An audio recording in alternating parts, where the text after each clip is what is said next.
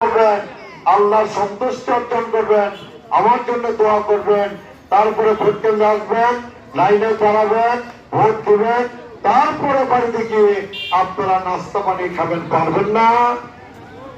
আগে ভোট পরে নাস্তা, আগে নাস্তা পরে ভোট, এটা করা যাবে না। কারণ আমরা বহুদিন ধরে এই ভোটের দিনের জন্য, এই ভোটের জন্য আমরা বহুদিন ধরে অপেক্ষা করতেছি।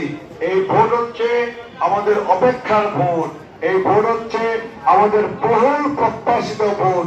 কাজেই আমরা ওই ভোটের দিন আমরা দরকার হলে নাস্তা খাবো না, দরকার হলে রোজা রাখবো, আগে ভোট দিব, তারপরে ভোট গণা হবে, ভোটে রেজাল্ট দিব, তারপর আমরা কেন্দ্র ছাড়বো।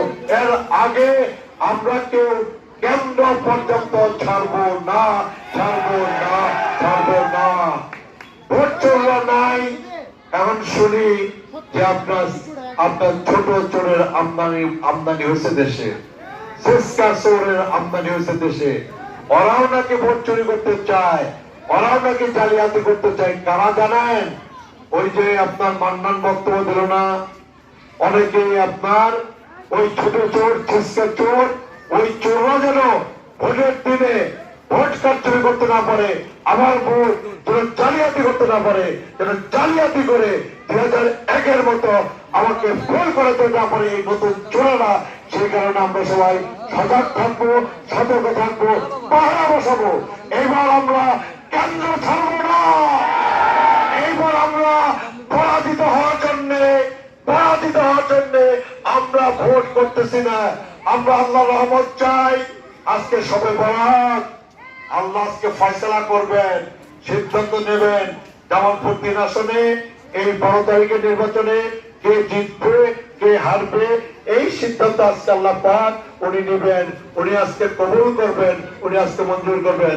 মারা, বোনেরা, মুরব্বীরা, আপনারা আজকে এই সবে বরাতের পবিত্র রাতে আপনারা নামাজ আদায় করবেন, নফল নামাজ পড়বেন, ইবাদত বندگی করবেন। আপনারা আপনাদের ইবাদত বندگিতে আজকে আমার জন্য কাজ করে দোয়া করবেন। আল্লাহ পাক যেন আমাকে কবুল করেন, আল্লাহ পাক যেন আমাকে মঞ্জুর করেন।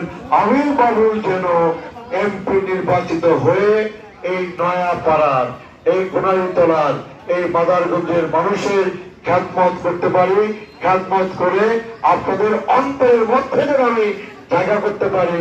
আমার মৃত্যুর পর যেন আপনারা বলতে পারেন আমাদের এলাকায় একজন ভালো মানুষ ছিলেন, আমাদের এলাকায় একজন ভালো এমপি ছিল। আমাদের